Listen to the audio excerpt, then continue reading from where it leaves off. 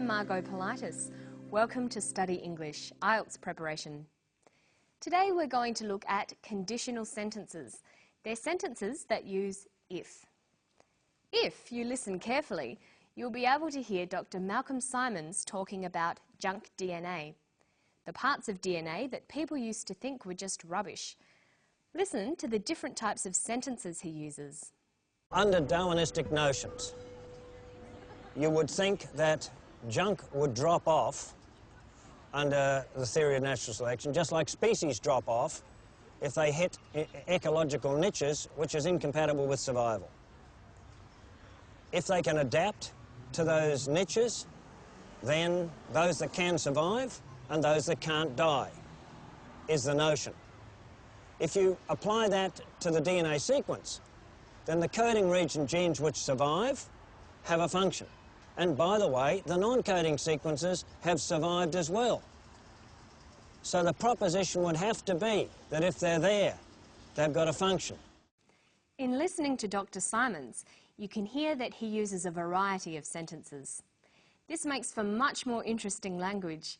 You should practice using sentences of different lengths and types, especially complex sentences. Today we're going to look at one of the ways you can create complex sentences using an if clause. An if clause is a phrase that gives a condition that's necessary for something else to happen. They're often called conditional clauses. If means when, provided that, or on condition that. There are a few basic patterns for the if clause. Listen to this. If they can adapt to those niches, then those that can survive and those that can't die. So the proposition would have to be that if they're there, they've got a function. If they can adapt, then those that can survive. The pattern here is if, simple present tense verb, comma, followed by the word then. Then introduces a clause describing the consequences. Look at the second example in the extract. If they are there, they have a function. Notice that the then is left out in this example. Then is optional. He could have said if they are there, then they have a function. Let's look at some more. If you have a university education, then you have more opportunities. But the then is optional. You can leave it out. If you have a university education, you have more opportunities. Notice that this pattern can be reversed. You have more opportunities if you have a university education. We never include then when the pattern is reversed like this. Let's try with the example from the story. If they're there, they have a function. They have a function if they're there. Okay, now here's the second pattern for if sentences. This is for when the suggestion is less definite or less likely. If you had a university education, comma, then you would have more opportunities. The pattern here is if, past tense verb, comma, then, would plus the verb. If you had a university education, then you would have more opportunities. We use this pattern when we're talking about the future and about something that may not be as likely to happen. Compare these two patterns. If you study hard, then you will pass your test. If you studied hard, then you would pass your test. In the first example, it's a bit like making a useful suggestion. The second sentence is less definite and less polite. It suggests that the person doesn't study hard now. So that's two ways of making the conditional tense. How to say that one thing will happen or might happen if something else happens. There are other forms of the conditional tense too. If you learn them, then your English will improve. Okay, now we're going to look at ways of making opposites by using prefixes. Listen to Dr. Simons again. Under Darwinistic notions, you would think that junk would drop off under the theory of natural selection, just like species drop off if they hit ecological niches, which is incompatible with survival. If they can adapt to those niches, then those that can survive and those that can't die is the notion.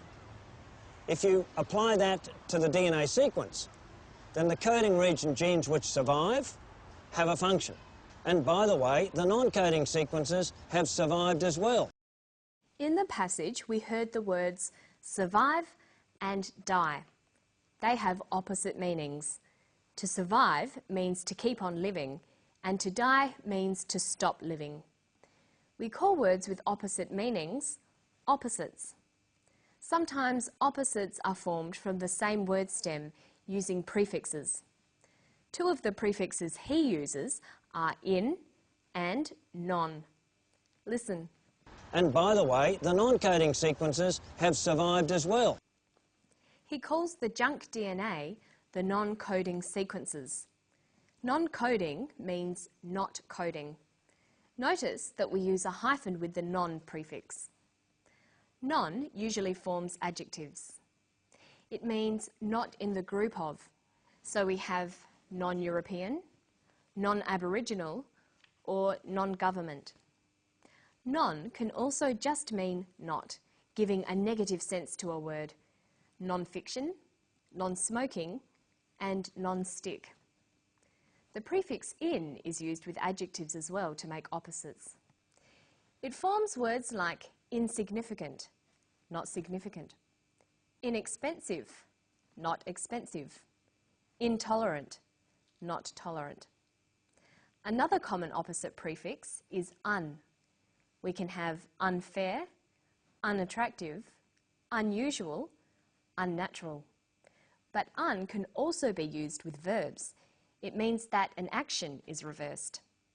So we have undo, undress, or unbend.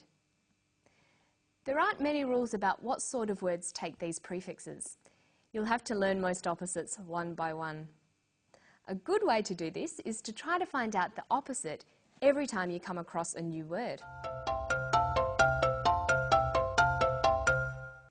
Finally for today, let's have a look at how you can form adjectives from people's names. Under Darwinistic notions, you would think that junk would drop off under the theory of natural selection. He says under Darwinistic notions. Darwinistic here is an adjective, but it's got a capital letter. Do you know why? Well, that's because it comes from the name Darwin, referring to Charles Darwin, who developed the theory of natural selection. But it's got two suffixes, ist and ick. The ick suffix forms adjectives that mean belonging to or like. So Darwinistic means like a Darwinist. But a Darwinist? Well, the suffix ist forms adjectives too, but it forms an adjective that describes a type of person with a certain set of beliefs. When ist is added to people's names, it means someone who follows that person or who believes in what they wrote or said. So we can have a Darwinist, someone who believes in Darwin's theories, or a Marxist, someone who follows the writings of Marx, or a Buddhist, someone who follows the teachings of the Buddha. Well, we're out of time for today. Remember to watch out for those opposites and try using if clauses. See you next time. Bye-bye.